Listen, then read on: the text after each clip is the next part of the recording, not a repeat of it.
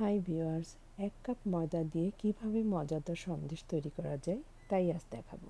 যে কোনো অকেশনে আগে থেকেই তৈরি করে রাখা যায়, কারণ এটি তৈরি করে নর্মাল ফ্রিজে রাখা যায় প্রায় 15 দিনের মতো। আশা করছি রেসিপিটি সবার কাছে ভালো লাগবে।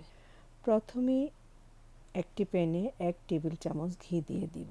ঘি গলে গেলে দিয়ে দিব 1 কাপ ময়দা। ঘিয়ের সাথে ময়দা খুব ভালোভাবে মিশিয়ে নিতে হবে। খেয়াল রাখতে হবে যেন ময়দার কালার যেন চেঞ্জ হয়ে না যায়। চুলার হিট থাকবে লো।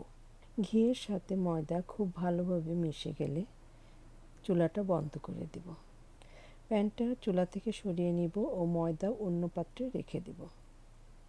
এবার প্যানটি আবার চুলায় বসিয়ে দিয়ে দিব 1 কাপ চিনি, দিয়ে দিব আধা কাপ পানি।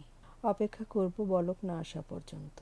নাড়াচাড়া করতে করতেই পানিতে বলক চলে আসবে। বলক চলে আসলে এটি একটি ঘন শিরায় পরিণত হবে। তখনই চুলাটা বন্ধ করে দিব।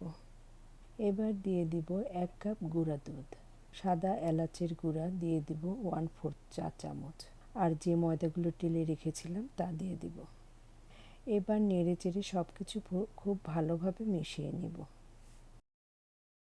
নাড়াচাড়া করতে করতে দেখা যাবে নরম আঠালো একটা খামির তৈরি হয়েছে। প্রথমে এরকম নরম থাকবে, তবে ঠান্ডা হতে হতে পারফেক্ট হয়ে যাবে। এবার সন্দেশের খামিরটা অন্য একটি পাত্রে ঢেলে নিতে হবে। এবার অর্ধেকটা সন্দেশের খামির আলাদা করে একটি পাত্রে নিয়ে তাতে 3 থেকে 4 ফোঁটা ফুড কালার ব্যবহার করব। ভালোভাবে নেড়েচেড়ে ফুড কালারটা মিশিয়ে নিব। এবার হাতে অল্প কিছু ঘি মেখে নেব। কালার মেশানো খামিরটা আবার 2 ভাগ করে নেব।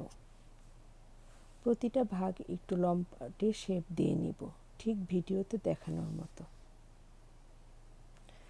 সেমভাবে সাদা সন্দেশটাকেও লম্বা শেপ দিয়ে নিতে হবে।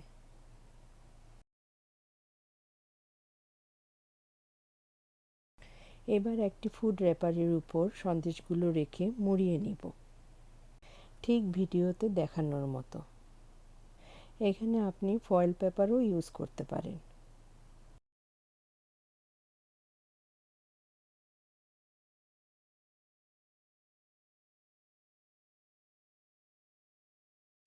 মুড়িয়ে নেওয়া হয়ে গেলে 30 থেকে 40 মিনিটের জন্য ফ্রিজে রেখে দেব। এরই মধ্যে এটি শক্ত হয়ে যাবে।